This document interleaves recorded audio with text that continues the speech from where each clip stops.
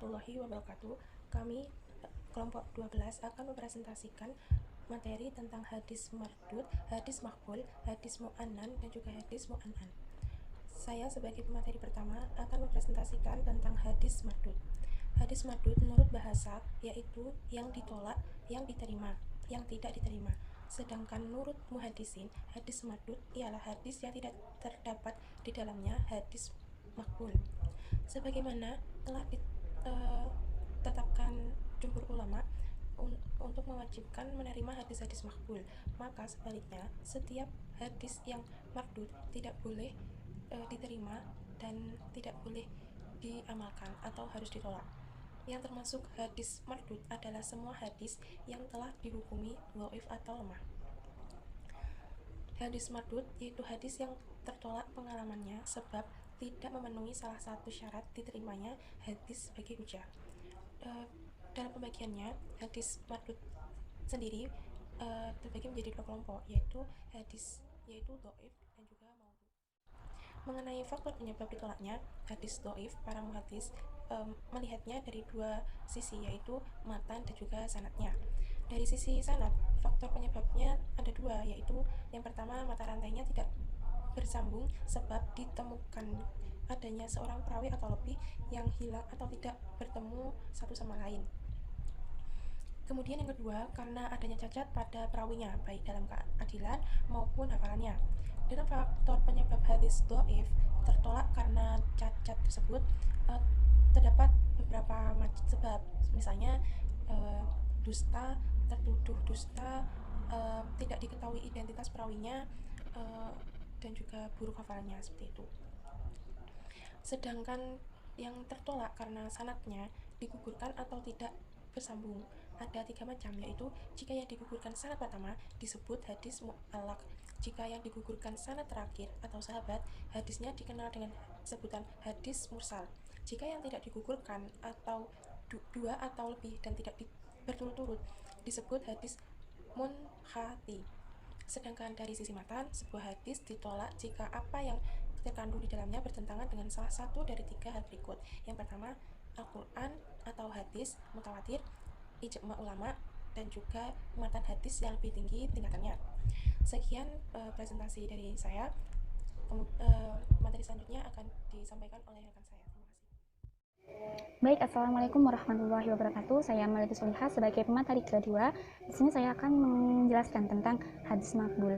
Yang pertama yaitu saya akan menjelaskan pengertian hadis makbul.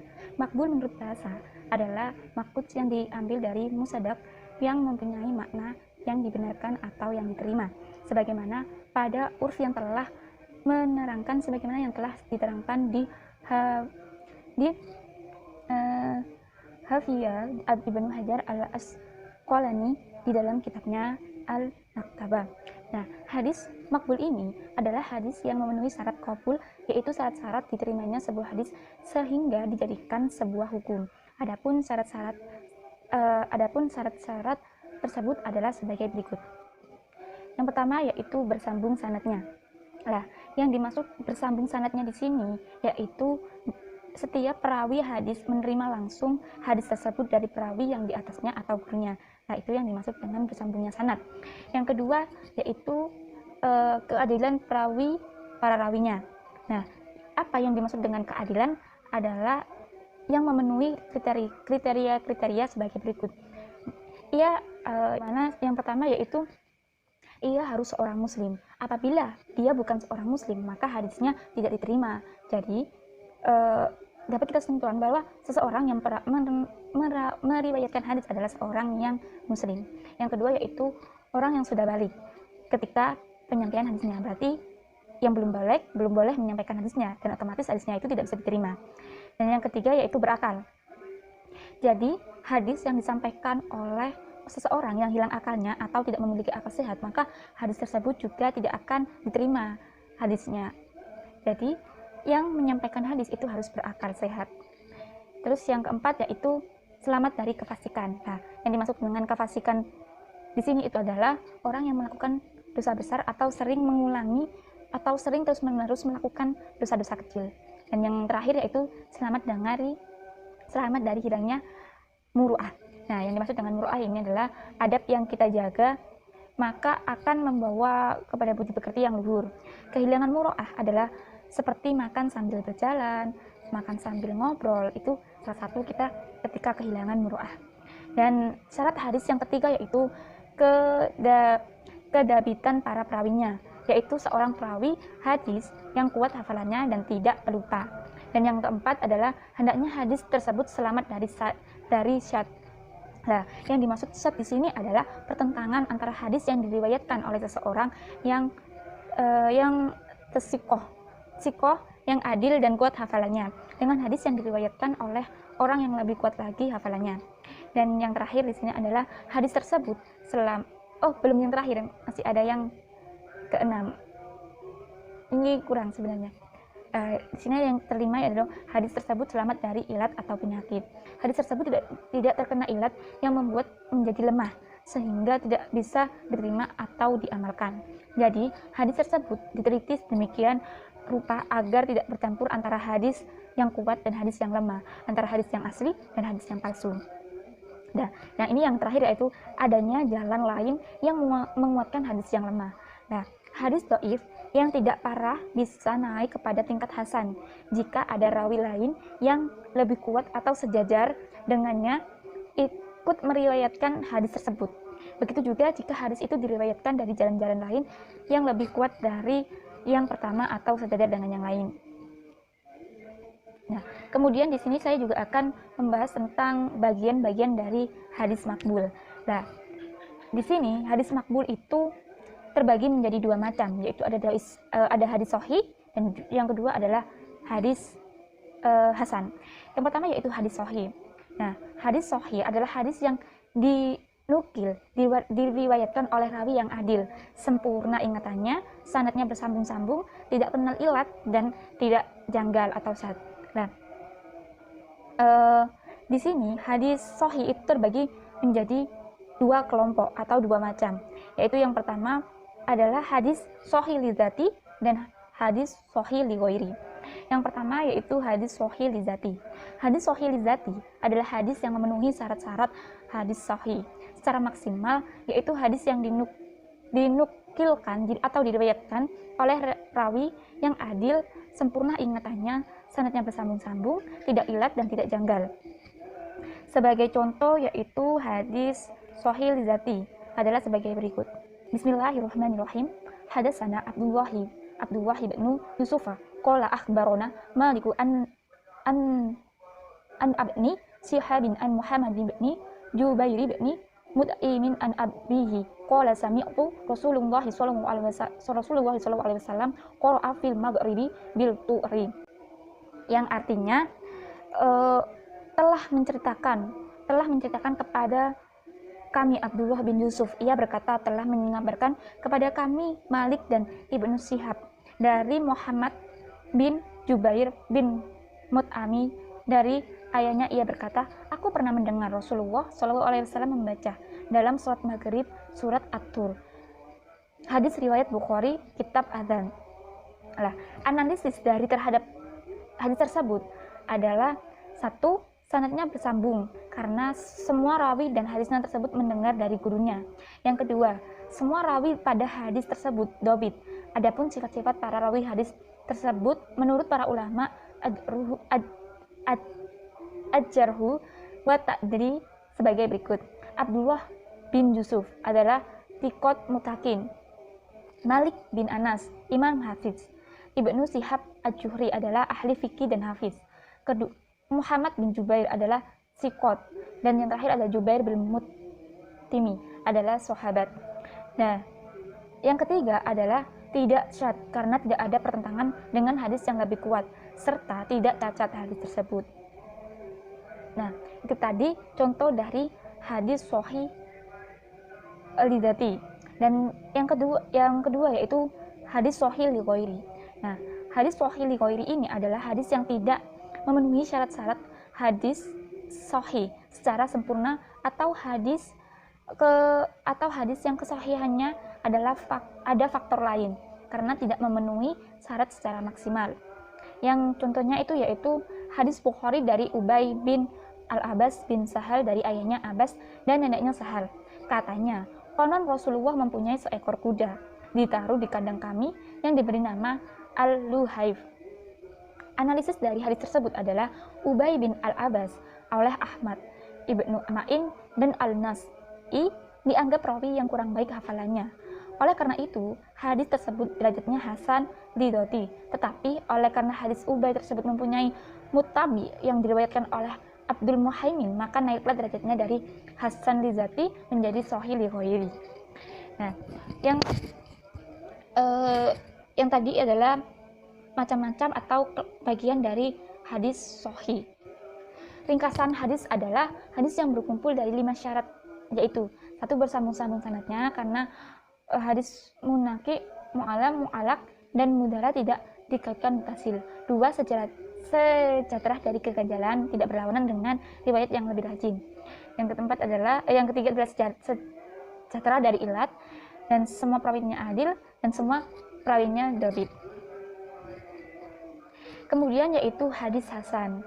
Nah, di sini hadis hasan adalah hadis yang memenuhi syarat-syarat sahih seluruhnya.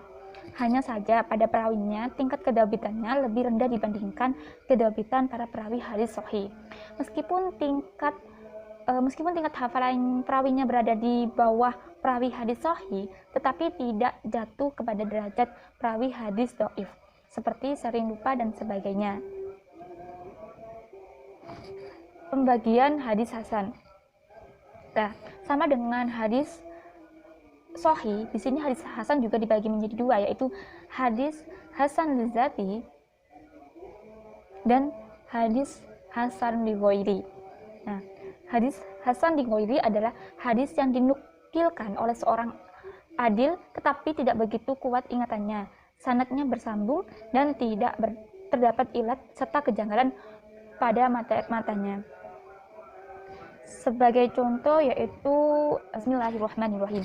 Hadasna Qutayyatu hadasna Ja'faru bin Sulaiman Duba'iyu an Abi Imrana al-Abi Imrana Jauniyah an Abi Bakri bin Abi Musa As'ari qala sami'tu Abi bi Khadrati Aduwi yaqulu qala Rasulullah sallallahu alaihi wasallam inna abwaba jannati tahta dilali suyufi faqala rijalun min qaumi Rasul hainati anta sami'ta hadha min Rasulillah sallallahu alaihi wasallam yadkuruhu qala na'am faraja'a illa ashabihi faqala aqra'u alaikum salama wa kasara jafna sayafihi wa daraba bihi hatta kutila qala Abu Isa hada hadis hasanun gharibun la na'rifuhu illa min hadisi Ja'far bin Sulaiman Dubai wa Abu Imrana Jauniyus muhu Abdu Maliki bin Habibin Abu Bakar bin Abi Musa qala Ahmad bin Hanbalin huwas muhu, yang artinya telah diceritakan kepada kami. Qutaibah berkata, telah menceritakan kepada kami Ja'far bin Sulaiman Ad-Dubai dari Abdu Imr al-Jauni dari Abu Bakar bin Abu Musa al-Syari. Ia berkata, aku mendengar bapakku berkata di hadapan musuh.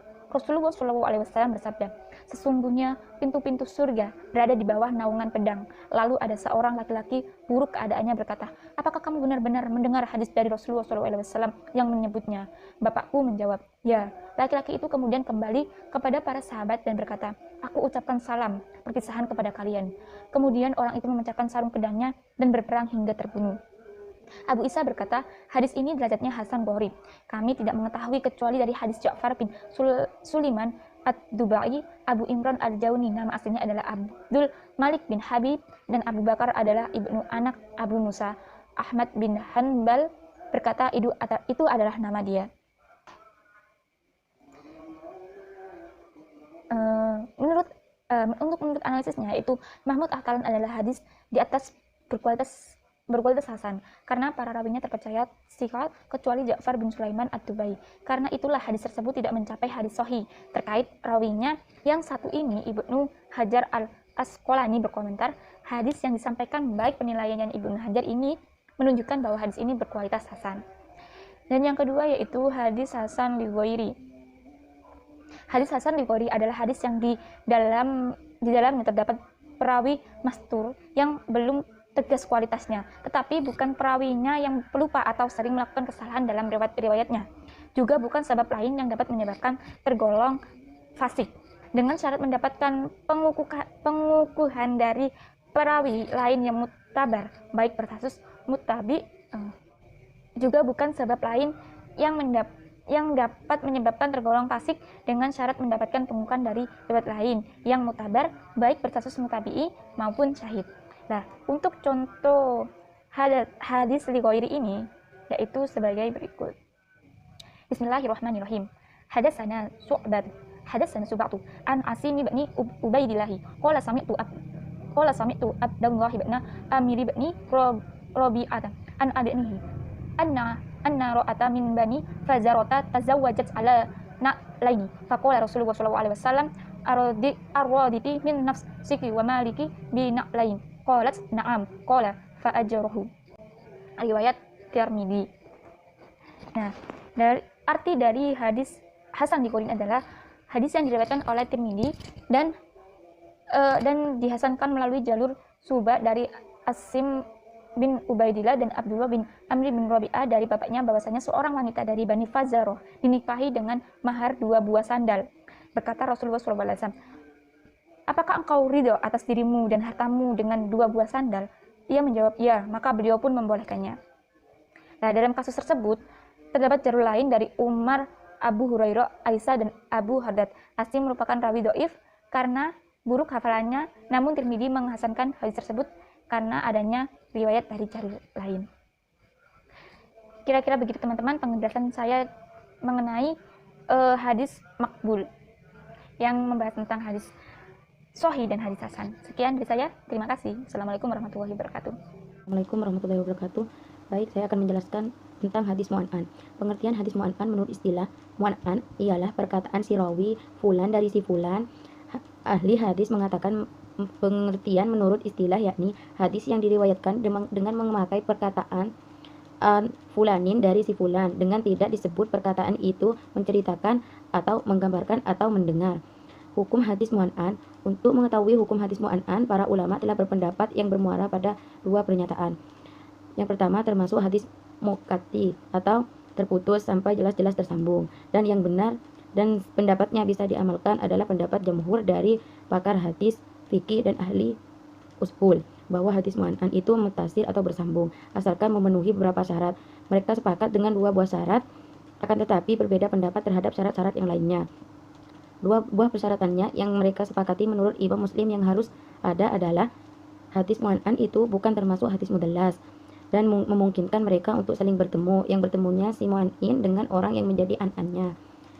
Sedangkan syarat-syarat yang diperselisihkan yang menjadi syarat-syarat tambahan bagi 2 syarat yang sebelumnya adalah kepastian bertemunya ini memungkinkan pendapat Bukhari, Ibnu Madani, dan para muhakkik. Lamanya persahabatan ini adalah pendapatnya Abu Mudaffar As-Sam'ani. Mengetahui terhadap apa yang diriwayatkan ini adalah pendapatnya Abu Amru Adani.